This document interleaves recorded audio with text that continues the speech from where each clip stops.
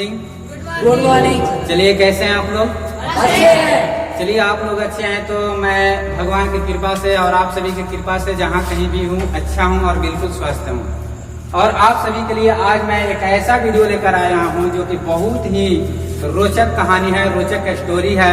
और इस स्टोरी में हम लोग इस पोएट्स में, यानी जो पोएम है, स्टोरी नहीं है, ये पोएम्स है।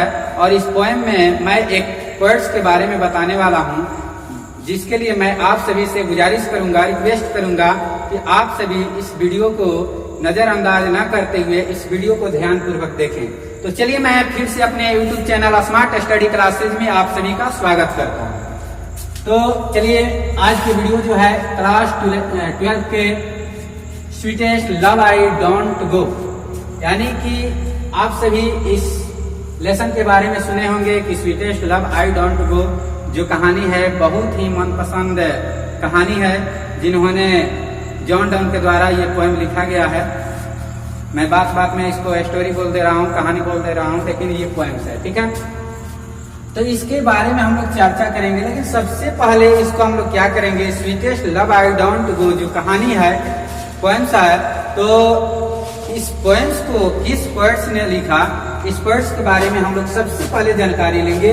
उसके बाद हम लोग इस पोएम के लाइन बाय लाइन सभी पंक्तियों को समझेंगे, ठीक है। तो मैं इस वीडियो को शुरुआत कर रहा हूँ, ठीक है। तो स्वीटेस्ट लव आई डोंट गो, सबसे पहले ये जानना है कि स्वीटेस्ट लव मीन्स क्या होता है। स्वीटेस्ट मीन्स होता है मिठास। अब उसका अंदाजा नहीं लगाया जा सकता है कि कितना मीठा है भाई, मिठास। लव मीन्स होता है प्यार होता है। आई मीन्स होता है मैं। डोंट यानी कि इसका प्रयोग कहाँ पर किया जाता है, टेंस में किया जाता है, प्रेजेंट इंडेफिनिट टेंस में। और GOE गो, मैंने GOE लिखा है, गो। गो मीन्स क्या होता है, तो देखिए इट इज ये ओल्ड मीनिंग, ये पुराना मीनिंग है। जब हम लोगों के समय में डिक्शनरी नहीं हुआ करता था, ये जो पोएम्स हैं, जब डिक्शनरी नहीं था उस समय हम लोग गो को GOE के माध्यम से लिखते थे। लेकिन आज आधुनिक युग में इसको क्या लिखा जाता है, GO, यानी कि GO लिखिए या GOE बोलिए। तो GO मीन्स क्या होता है, गो मीन्स क्या होता है, जाना। तो वही यहाँ पर लिखा गया है, इट इज ओल्ड मीनिंग, यानी कि गो मीन्स क्या होगा, जाना, ठीक है। इतना समझ गया हम। अब चलिए, स्वीटेस्ट लव आई डोंट गो जो पोएम है, इस पोएम को किस राइटर ने लिखा, तो जो राइटर ने इस पोएम को लिखा वो राइटर का नाम है जॉन डन। क्या नाम है, जॉन डन। क्या नाम है, जॉन डन। उस राइटर का नाम है जॉन डन। आज हम लोग इस जॉन डन के बारे में चर्चा करेंगे कि जॉन डन क्या थे, उसकी जीवनी क्या थी, उसका जन्म कहाँ हुआ, वे किस यूनिवर्सिटी में पढ़ते थे, उसके बारे में हम लोग समझेंगे। यानी जॉन डन जो थे, इसका जन्म इंग्लैंड में हुआ था। कहाँ हुआ था, इंग्लैंड में। इसका जन्म जो हुआ था, जॉन डन का जन्म जो हुआ था, इंग्लैंड में हुआ था। कहाँ हुआ था, इंग्लैंड में हुआ था। तो दोस्तों, इनका जन्म जो हुआ इंग्लैंड में हुआ, और वहां पर क्या हुआ करता था कि ये जो जिस धर्म का पालन करते थे, जैसे कि ये जो धर्म का पालन करते थे, उस धर्म का नाम है कैथोलिक। कैथोलिक एक धर्म होता है, एक धर्म का नाम है कैथोलिक। जॉन डन किस धर्म का पालन करते थे, तो कैथोलिक धर्म का पालन करते थे। लेकिन इंग्लैंड वासियों ने, इंग्लैंड के यहाँ रहने वाले लोगों ने इस धर्म का विरोध करते थे, इसके विपक्षी थे, इसके विपरीत थे।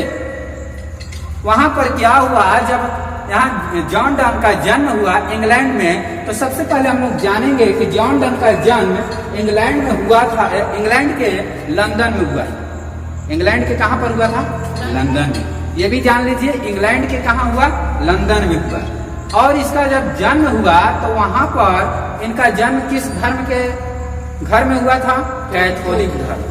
जिस घर में जिसके घर में जन्म हुआ, तो वो लोग कैथोलिक धर्म का पालन करते थे। लेकिन वहां के निवासियों ने कैथोलिक धर्म का विरोध करता था, यानी उसके विरोध की वजह से वहां पर एक ये यूनिवर्सिटी में पढ़ते थे, उस यूनिवर्सिटी का नाम है ऑक्सफोर्ड यूनिवर्सिटी। उस यूनिवर्सिटी का क्या नाम है? Oxford university. उसमें ये अपना पढ़ाई करते थे। पढ़ाई करते करते वहाँ के जो पढ़ाई करने वाले स्टूडेंट थे, स्टूडेंट ने इस धर्म का विरोध किया, इस धर्म के विपक्षी थे, इस धर्म के विपरीत थे, अपोजिट थे, जिसकी वजह से जॉन डन को उस यूनिवर्सिटी से, उस कॉलेज से बाहर निकाल दिया गया, बिना डिग्री के, बिना सर्टिफिकेट के, बिना डिग्री के, बिना सर्टिफिकेट को जॉन डन को बाहर निकाल दिया गया। देखिए दोस्तों, मैं ये बता देना चाहता हूँ कि ये जो हम लोग पोएम्स पढ़ रहे हैं, ये जॉन डन का दिल का पोएम है। और जिस पोएम को हम लोग जिस भाषा में चेंज करना चाहेंगे, उस भाषा में अगर प्रैक्टिकल करके हम लोग पढ़ें तो और अच्छा होता है और समझ में आता है। तो जो भी लोग इस वीडियो को देख रहे हैं, तो इस वीडियो को आप सभी थोड़ा दिल से अपने आप पर फीलिंग करके इस वीडियो को देखिएगा, और इस वीडियो को फीलिंग करके देखिएगा तो आपको बहुत ही बिल्कुल अच्छा तरह से मुझे विश्वास है कि पसंद आएगा। तो चलिए, मैं जहां पर कहानी को ब्रेक किया था, वहां पर क्या हुआ, जॉन डन को बिना वजह के, बिना डिग्री के, बिना सर्टिफिकेट को वहां से बाहर निकाल दिया गया, कॉलेज से। जब कॉलेज से बाहर निकाल दिया गया, तब ये अपने घर गए। घर जाने के बाद इनके परिवार वालों ने भी बेवजह, बिना गलती के, वहां के लोगों ने, उसके घर वालों ने भी उसको घर से कर दिए बेघर। घर से बेघर कर देना यानी कि घर से अलग कर दिए, बाहर कर दिए। घर से क्या कर दिए? बाहर कर दिए। अब इधर देखिए, इधर कॉलेज में भी ये बाहर, इधर घर से भी बाहर, यानी कि ये हो गए अब बेघर, यानी इसका कोई सहारा नहीं। अगर हम कॉलेज से भी बाहर हो गए, घर से भी बाहर हो गए, तो हमारा कोई सहारा नहीं, इसका कोई सहारा नहीं मिला। ये भटकते रहे, भटकते रहे, भटकते रहे। कुछ दिनों के बाद इसको एक आश्रयदाता मिला, क्योंकि भगवान ना एक दिन हर इंसान को किसी भी रूप में जरूर एक सहारा भेजते हैं। उसी प्रकार जॉन डन के लिए एक सहारा भेजा, जिसे हम लोग आश्रयदाता बोलते हैं। इंग्लिश में उसे पैटर्न कहते हैं। इंग्लिश में क्या बोलते हैं? पैटर्न। पैटर्न मीन्स क्या होता है? आश्रयदाता। ये आश्रयदाता थे। अभी जब इन दोनों का मुलाकात हुआ तो आश्रयदाता अपने घर ले गए। किसको? जॉन डन को। किसको घर ले गए? जॉन डन को। जॉन डन को जब घर ले गए, घर ले जाकर के इनका लालन पोषण करने लगे। करते करते इनका पढ़ाई लिखाई अपने ही माध्यम से एक बच्चा, अपना एक बेटा मान करके इसका पढ़ाई लिखाई स्टार्ट कर दिया। पढ़ते पढ़ते पढ़ते पढ़ते धीरे धीरे धीरे धीरे क्या हुआ, देखिए यहाँ पर अब कहानी क्या होता है, स्टोरी क्या होता है। जैसे कि ये उनके घर में रह रहे हैं, जैसे ये पैटर्न का घर हो गया, ये घर हुआ, इस घर में वे जॉन डन रहे। जॉन डन का यही मकान था, यानी पैटर्न का जो आश्रयदाता थे उसका ये मकान है। इस मकान में वो पैटर्न जो थे, आश्रयदाता जो थे, इसको रहने के लिए निवास स्थान दिए। देने के बाद ये जो जॉन डन थे अपना पढ़ाई लिखाई करने लगे। पढ़ाई लिखाई करते करते करते करते क्या हुआ, उस पैटर्न के यहाँ, उस आश्रयदाता के यहाँ, किसके यहाँ? जो जॉन डन को आश्रय दिए थे, शरण दिए थे, अपने घर में रखे थे, उसी के यहाँ उस आश्रयदाता के एक थी। कौन? भतीजी, जिसे हम लोग नेफ्यू बोलते हैं। क्या बोलते हैं? नेफ्यू। हेलो, नेफ्यू थी, भतीजी थी, जिसे इंग्लिश में नेफ्यू ही बोलते हैं, नाइस की बोलते हैं, भतीजी थी। अब क्या हुआ कि जब ये जॉन डन थे और इधर एक भतीजी थी इसका, इस रूम में भतीजी रह रही है और इस रूम में जॉन डन रह रहे हैं। अभी क्या हुआ, ये दोनों का धीरे धीरे धीरे धीरे धीरे धीरे क्या चलने लगा? कुछ चक्कर चलने लगा। कौन? प्यार मोहब्बत वाला जो चक्कर चलने लगा, चलने लगा। बताइए, जब प्यार मोहब्बत का चक्कर चलने लगा, कोई भी अगर हम काम करते हैं, मान के चलते हैं 6 महीना, साल भर, 2 साल, एक ना एक दिन तो पता चल ही जाएगा। तो क्या हुआ, जॉन डन क्या किए, इसी के घर में रहने लगे और इसी के घर में एक भतीजी थी, उसी के साथ इसका नैनाचार होने लगा। मैंने क्या बताया? नैनाचार होना यानी प्यार होना। यानी कि इधर से दो आंखें, इधर से दो आंखें, दोनों का मुलाकात हुआ। कितने आंखें हो गया? 4 हो गया। और जब नैनाचार हो गया तो क्या हो गया? तो चलिए यहाँ पर जैसे एक कहावत हिंदी में, भोजपुरी में कहावत है कि जिस थाली में खाओ और उस थाली में छेद करो। अब बताइए, आश्रय दाता जो थे जॉन डन को आश्रय दिए और ये इनके भतीजी के साथ क्या झपटने लगे, यानी कि क्या करने लगे? चक्कर चलने लगा। उतना होने के बाद अब देखिए क्या होता है। जैसे मैंने एक एग्जांपल बता रहा हूँ, हम लोग क्या करते हैं, 10th क्लास तक पढ़ाई करते हैं, उसके बाद 11th होता है या कंपटीशन की तैयारी करने के लिए किसी सिटी में जाते हैं, शहर में जाते हैं। वहां पर क्या करते हैं? रूम लेते हैं। हेलो, वहां पर क्या करते हैं? रूम लेते हैं। रूम लेने के बाद जो वहां के रूम मालिक होता है या रूम मालकिनी होती है, वो हमें रूम देती है। रूम देने के बाद उसके साथ हम लोग विश्वास जताते हैं, ऐसा विश्वास जताते हैं, ऐसा विश्वास जताते हैं, अब मत पूछो कि कितना विश्वास जताते हैं। इतना विश्वास जता लेते हैं कि वो मालकिनी हमें क्या करती है? एक बेटा के माध्यम में मानने लगती है। अपने आप को समझती है कि मेरा यह एक क्या है? बेटा है। अब वहां पर ये लड़का क्या कर रहा है कि रूम लेकर रहने लगा, अपना पढ़ाई करने लगा। और वह लड़का क्या कर रहा है? देख रहा है कि इसके घर में कोई लड़की है कि नहीं। अगर कोई लड़की है, ये इस रूम में, ये इस रूम में, ये लड़का क्या कर रहा है? अब इससे चक्कर चलाने लगा है। इतना होने के बाद क्या होता है? इन दोनों का चक्कर चलने लगता है। चलते चलते चलते चलते अब उस रूम मालिक को एक ना एक दिन तो पता चल ही जाए। 2 महीना होगा, 3 महीना होगा, 4 महीना होगा, 5 महीना होगा, 6 महीना होगा, जरूर एक ना एक दिन तो पता चल ही जाएगा। पता चलने के बाद वो क्या करेगा? रूम मालिक आपको पूजा करेगा। पता चलेगा तो आपको पूजा करेगा? नहीं ना करेगा। वो क्या करेगा? झटपट फोन निकालेगा और सीधे पुलिस थाना में फोन करेगा, पुलिस स्टेशन। सीधे पुलिस स्टेशन फोन करेगा, भाई देखो मेरा यहाँ एक लड़का आया था रूम लेने के लिए और ऐसा ऐसा काम कर दिया। अब पुलिस आएगी, अब आपको कहाँ लेकर जाएगी? जेल। कहाँ लेकर जाएगी? जेल। तो सेम टू सेम वही कहानी इस जॉन डन के साथ हुआ था। जॉन डन के साथ वही कहानी हुआ। ध्यान से समझिएगा, दिल से समझिएगा तो समझ में आएगा।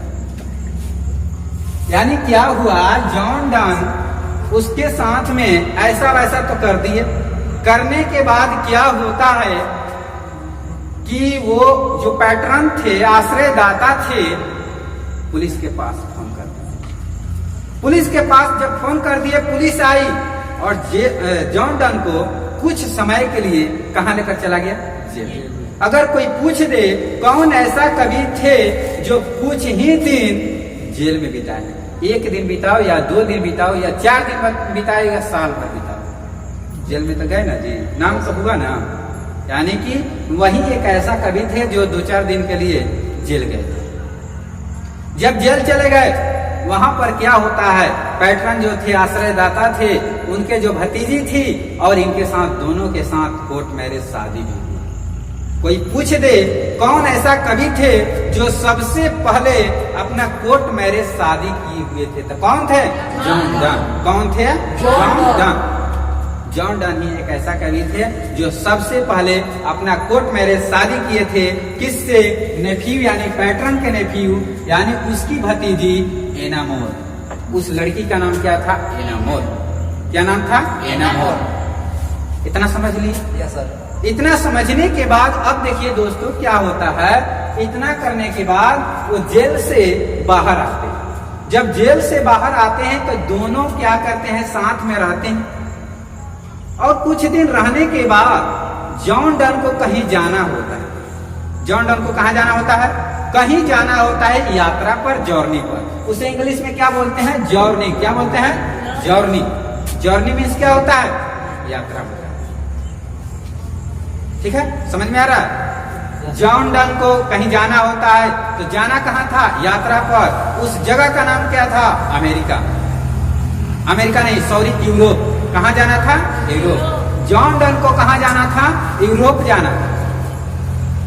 उन्हें यूरोप जाना होता है तो वो अपनी प्रेमिका को समझाते हुए कहते हैं कि मुझे जाना है। वो बोलती है कहाँ जाना है? मुझे जाना है यूरोप। कहाँ जाना है? वो बोलती है कि अगर मान के चलिए आप चल जाएंगे तो मेरा सहारा इस दुनिया में कोई है? कोई है उसका सहारा? आप ही एक सहारा हैं। आप मुझे छोड़कर चल जाइएगा तो मेरा इस दुनिया में कोई सहारा है? तो बताइए, आप जा रहे हैं, कहीं वापस नहीं आइएगा तो मैं क्या करूंगी? है कि बात नहीं है? तो यहाँ पर कहानी को मैं स्टोरी करता हूँ और स्टोरी के पोएम के माध्यम से यहाँ पर समझाने का प्रयास करूंगा। जैसे बुक लाइएगा थोड़ा सा।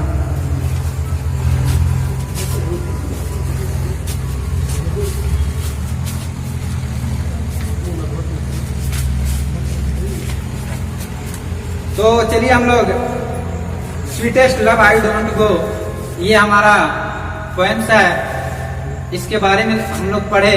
और जॉन डन का जन्म भी मैंने बताया कि इंग्लैंड के कहाँ हुआ था? लंदन में हुआ था, ठीक है।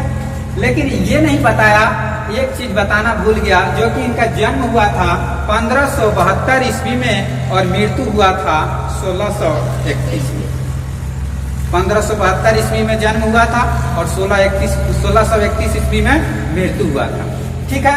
तो मैं इस पोएम को स्टार्ट कर रहा हूँ। आप सभी से गुजारिश है, रिक्वेस्ट है कि आप सभी इस वीडियो को नजरअंदाज ना करें और ध्यान पूर्वक सुने। ध्यान दीजिएगा, मैं इस पंक्ति को पढ़ रहा हूँ। Sweetest love I don't go for weariness of thee. दो पंक्तियां लेकर चल रहे हैं। जैसे sweetest love I don't go, मैंने खुद बताया यहाँ पर स्वीटेस्ट लव, प्रियतमा। स्वीटेस्ट लव मीन्स क्या हो जाएगा? प्रियतमा। आई मीन्स मैं, डोंट गो नहीं जाता, मेरी प्रियतमा मैं तुम्हें छोड़कर नहीं जाता हूं। फॉर ओरिनेस ऑफ दी, कि मैं तुमसे थक गया, मैं तुमसे उब गया। समझ में आ रहा है बात? ओरिनेस जो होता है, ओरिनेस मीन्स क्या हो जाना? थक जाना, उब जाना। कभी जो है उनको जाना होता है, लेकिन उसकी प्रेमिका जो है उनको जाने से रोक रही है, मना कर रही है कि नहीं, आपको नहीं जाना है, अगर आप चल जाएंगे तो मेरा कोई इस दुनिया में है नहीं। तो वो मना कर रही है, तब ये कवि समझा रहे हैं स्वीटेस्ट लव आई डोंट गो, मेरी प्रियतमा मैं तुम्हें छोड़कर इसलिए नहीं जाता हूं कि मैं तुमसे उब गया, तुमसे थक गया, मैं तुमसे थक गया, मैं तुमसे उब गया। समझा रहे हैं, अपनी प्रेमिका को समझाने का प्रयास कर रहे हैं, ठीक है। वे अपने प्रेमिका को समझा रहे हैं कि मैं तुमसे नहीं उब गया, नहीं थक गया। आगे अगला पंक्ति पढ़ रहे हैं। Nor in the hope the world can show. Nor, nor means क्या होता है? ना तो, होप आशा में, उम्मीद में, वर्ल्ड इस संसार में, कैन शो, शो मीन्स क्या होता है? दिखावा। ए फीटर लव फॉर मी। दोस्तों ध्यान दीजिएगा, ये जो मैंने दो पंक्तियां अभी अभी पढ़ी है, उस पंक्तियां पर ध्यान दीजिएगा। Nor in the hope the world can show A fitter love for me, और न इस उम्मीद में मैं जा रहा हूं कि ये दुनिया तुमसे कहीं बेहतर प्यार करेगी। तुम चिंता मत करो, टेंशन मत लो, और विश्वास करो कि मैं जरूर वापस आऊंगा। यानी कभी अपने प्रेमिका को समझाने का प्रयास कर रहे हैं। नॉर इन द होप, ना इस उम्मीद में मैं जा रहा हूं कि ये दुनिया तुमसे कहीं बेहतर प्यार देगी। ठीक है, समझ में आ रहा है बात?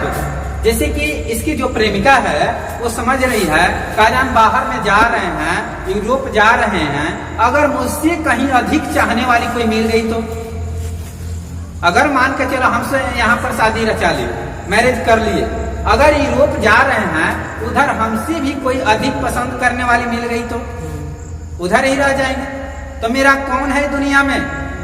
तो वही कभी समझा रहे हैं, विश्वास करो, मैं इस उम्मीद में नहीं जा रहा हूं कि ये दुनिया तुमसे कहीं बेहतर प्यार करे। चलिए दोस्तों अगला पंक्ति पढ़ रहा हूं। But since that I must die at last is best. इसका कहने का अर्थ है बट सिंस लेकिन since that I must die, आखिरकार मरना ही है, आखिरकार मुझे एक ना एक दिन मरना ही है, तो क्यों ना मैं इसे झूठ में मरने का इस्तेमाल करूं। ध्यान दीजिएगा इस पंक्ति को, but since that I must die at last, एक दिन ना एक दिन अंत में जरूर मरना ही तो है। It's best to use myself in just, तो क्यों ना मैं अपने आप को मरने के लिए झूठा इस्तेमाल करूं, फीलिंग करूं। यहां पर समझने का प्रयास कीजिएगा, कवि जो है वो क्या कर रहा है, अपने प्रेमिका को समझा रहा है कि मैं ये जानना चाहता हूं, थोड़ा सा गौर कीजिएगा मेरी बातों पर, यहां पर क्या बताने वाला है, थोड़ा फिर से इसको दोहरा दे रहे हैं। कवि को जाना होता है यूरोप, उसकी प्रेमिका मना कर रही है, वो समझा रहे हैं sweetest love I don't go for weariness limit. मेरी प्रेमिका, मैं तुम्हें छोड़कर इसलिए नहीं जा रहा हूं कि मैं तुमसे उब गया, थक गया। नॉर होप, न इस उम्मीद में जा रहा हूं कि ये दुनिया मुझे तुमसे कहीं बेहतर प्यार कर सके। आखिरकार मुझे मरना ही है, तो क्यों ना मैं अपना ये जिंदगी झूठ मूठ में मरने में इस्तेमाल करूं। वे क्या करना चाहती है कि जब दो प्रेमिका होते हैं, एक लवर होते हैं, एक फीमेल होता है, एक मेल। फीमेल को जो लव करता है ना, वो बिलव कहलाती है, यानी प्रेमिका, एक लवर होते हैं। ध्यान दीजिएगा, यहाँ पर वो एहसास करना चाहते हैं, फीलिंग करना चाहते हैं कि जब दो प्रेमिका बिछड़ता है, अलग होता है, दूर रहता है, तो कैसा फीलिंग होता है। अगर मान के चलो मैं आज तुमसे शादी किया, मैरिज किया, अगर कल ही मर जाऊं तो तुम कैसा फीलिंग करोगे। मैं अगर मर जाऊंगा, इस दुनिया में नहीं रहूंगा, तो मेरे को पता नहीं चलेगा कि ये फीलिंग कैसा होता है, एहसास कैसा होता है जब एक प्रेमिका बिछड़ जाता है। क्या मैंने गलत बोल रहा हूं? तो उसी को फीलिंग करने के लिए, उसी को एहसास करने के लिए कवि चाह रहा है कि मैं अपने प्रेमिका से थोड़ा दूर रहकर, यूरोप रहकर मैं फीलिंग करूंगा कि मुझे कैसा महसूस हो रहा है अपने प्रेमिका से अलग रहकर। और तुम्हें भी एहसास होगा कि हमसे तो दूर रहकर कितना खुश रही हो, तुम्हें कैसा लग रहा है।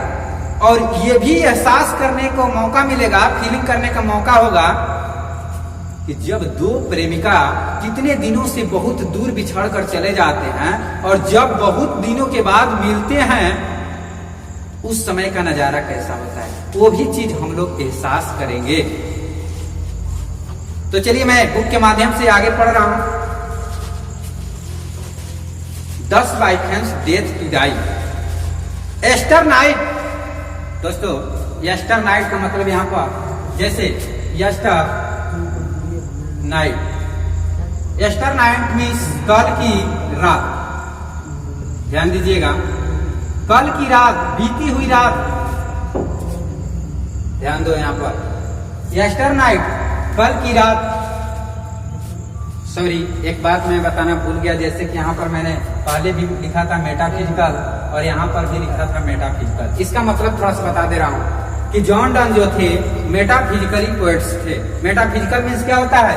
आध्यात्मिक। मेटाफिजिकल मीन्स क्या होता है? आध्यात्मिक। आध्यात्मिक मीन्स यानी कि अपने आप से अंदर से फीलिंग होना चाहिए, उसी आध्यात्मिक कहते हैं। कोई पूछ दे कि जॉन डन कैसा पोएट्स थे, तो मेटाफिजिकल। मेटा से क्या होता है? नेटा। मेटा से क्या होता है? नेटा। ये ट्रिक है समझने के लिए। अगर कोई पूछ दे कि जॉन डन जो है कैसा कवि है, तो अगर मान लीजिए नेटा याद है तो मेटाफिजिकल नहीं हो गया का? तो यहाँ पर चलते हैं। तो yesternight the sun went hence and yet is here today. ध्यान दो, यहाँ पर समझने की प्रयास करो। यस्टर नाइट, कल की रात, सन वेंट हेंस, सूरज चला गया। कल की रात क्या हुआ? सूरज चला गया। And yet is here today, और अभी आज यहाँ पर मौजूद है। एक एग्जाम्पल दे रहे हैं, कभी समझा रहे हैं। जानते हैं कोई ऐसा व्यक्ति हो जाता है ना, जब नहीं समझता है तो उसे लोग क्या करते हैं, बड़ा बड़ा एग्जाम्पल देकर समझाते हैं। तो वही कवि सूर्य की एग्जाम्पल लेकर बताता है, yesternight the sun went hence.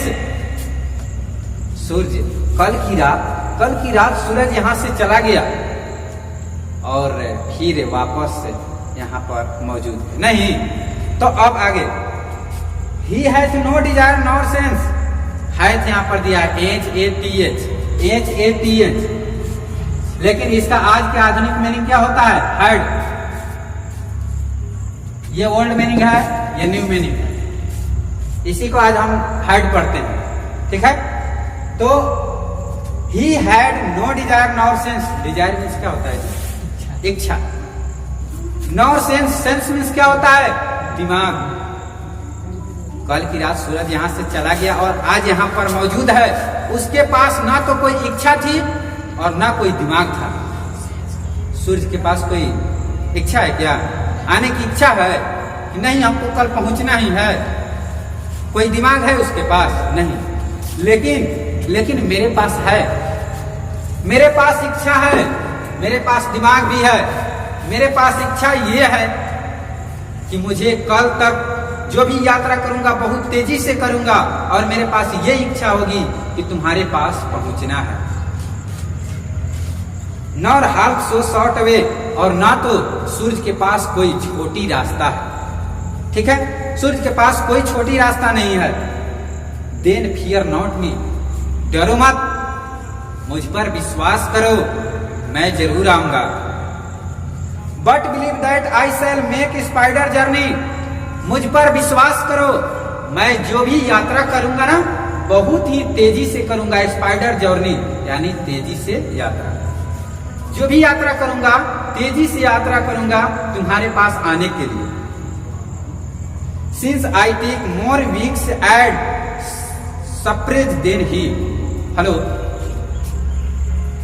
मैं जो भी यात्रा करूंगा तुम्हारे लिए बहुत ही तेजी से करूंगा, जितना हो सके जल्दी छोटी से छोटी रास्ता अपनाऊंगा ताकि मैं तुम्हारे पास पहुंच सकूं।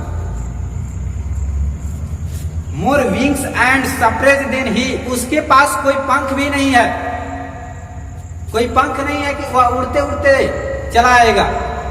और मेरे पास हो सके ना तो तुम्हारे पास आने के लिए मैं पंख लगाकर उड़ते उड़ते तेरे पास चला आऊंगा।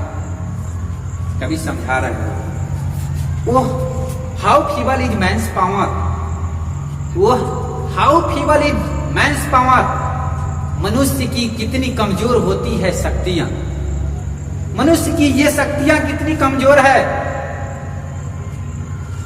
That if good Fortune fall, अपने खुशी को एक क्षण के लिए, एक पल के लिए, एक पलक झपकने के लिए नहीं रोक सकता है। अपने खुशी में एक सेकंड भी नहीं जोड़ सकता है। अगर वो चाहे, मान लीजिए आज हम लोगों को बहुत ही खुशी है, किसी की शादी है, चाहे अपने ही घर में शादी है, खुशी है, इस खुशी को हम चाहें तो कल तक रोक सकते हैं, नहीं रोक सकते। चाहे 2-4 दिन के लिए खुशी को रोक सकते हैं, नहीं रोक सकते। वही मैंने बताया कि मनुष्य की कितनी कमजोर होती है ये शक्तियां, जो कि एक क्षण भी अपने खुशी को नहीं जोड़ सकता है। कैन नॉट एडेड अनदर, एक घंटा भी नहीं जोड़ सकता। Nor a last hour recall but come bad chance, और वो चाहे तो इस खुशी को पुनः वापस ला सकता है। बहुत ही कमजोर होती है मनुष्य की शक्तियां। दोस्तों आज का वीडियो इतना ही, और अगला वीडियो नेक्स्ट वीडियो में हम लोग पढ़ेंगे। So thank best of luck. चला बंद करो।